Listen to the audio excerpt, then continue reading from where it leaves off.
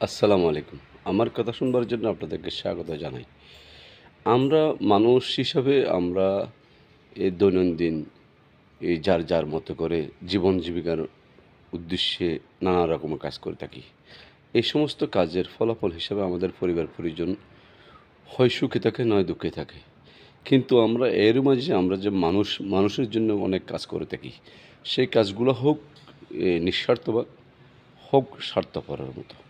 আপনার হোক ভালো আর হোক মন্দ, যেটাই হোক না কেন, কিন্তু দিন শেষে এটার একটা হিসাব নির্ধারণ হয়ে থাকে। সেই হিসাবের নির্ধারণের মধ্য দিয়ে আপনার কল্যাণ এবং অকল্যাণ আজকে না হোক আপনার পরবর্তী প্রজন্ম, আপনার প্রজন্মের পর প্রজন্ম সেটা তার প্রতিফল পাবেন। মানুষ সব কিছুতে আমার স্বার্থ খোঁজা উচিত বলে মনে করি না। কারণ নিঃস্বার্থ কিছু কাজ করা উচিত।